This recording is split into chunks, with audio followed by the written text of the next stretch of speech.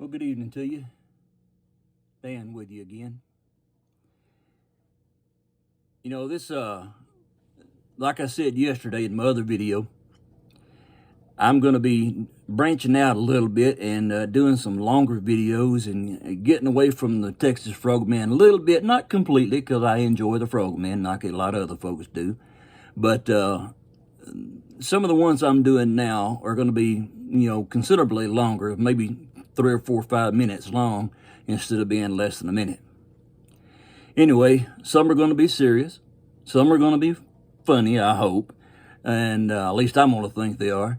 And some are going to be just about stupid stuff that I got into in my life. Today, I want to talk about an event that took place 40 plus years ago. It happened the night my dad died. And I wasn't present at the time. My cousin was, Dad's niece. She was there.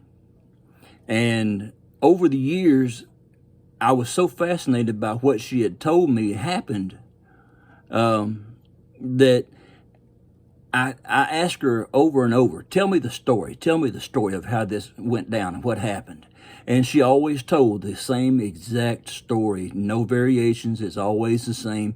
And so, I already believe 100% that these events happen.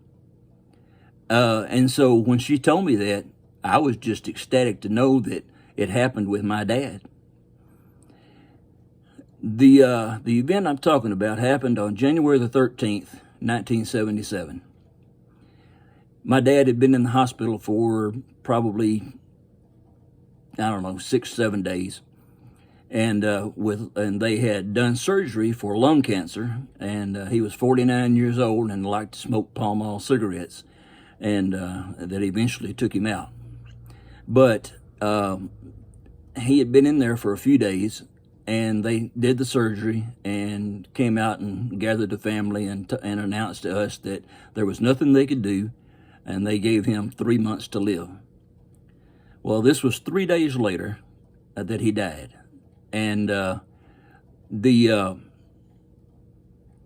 events of that evening, according to my cousin, were this. She said that my mother and my dad's sister, my aunt, and my cousin were all in the room with Dad. I'd already been to visit that afternoon and had some things I needed to take care of at home, so I had gone.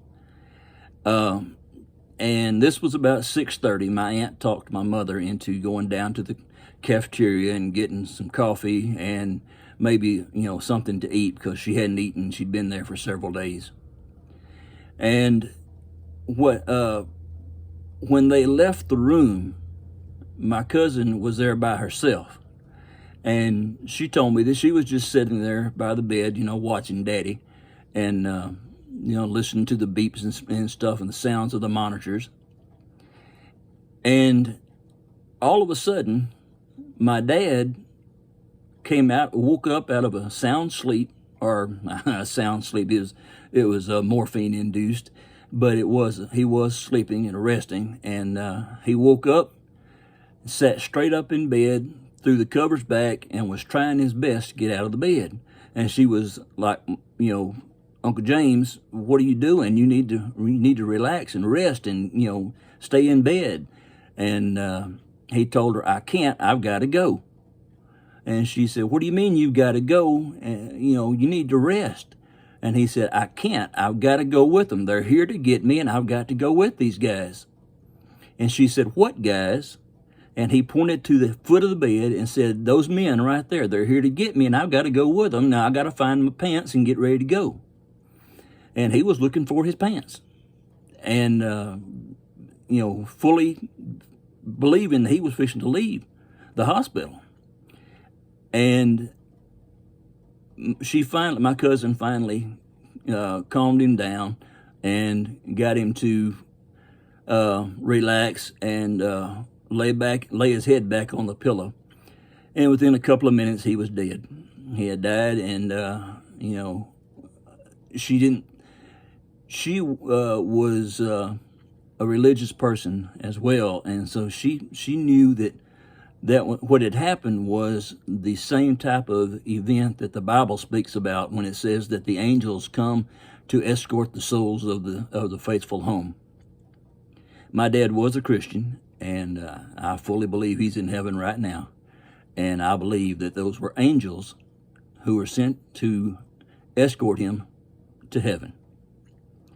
You can believe I'm crazy. That's okay. I mean, you know, I can understand people thinking that. You can believe that, you know, I made this up. Well, that's up to you. You can believe what you want to believe on that, but I did not make this up. This was a story related to me by my cousin on many occasions when I would ask her, because I wanted to see if she was going to tell it the same way, and she always did. Believe me, things like this happen, and they're real. I thoroughly, 100% believe that these things happen. So, you know, if someone tells you something like this and you're a little skeptical, that's to be expected, but don't be closed-minded to it, because it happens. Anyway, that's what happened the night my dad died. He went to be with the Lord about the same time of night that he normally went to sleep. And that's my story. Hope you enjoyed it.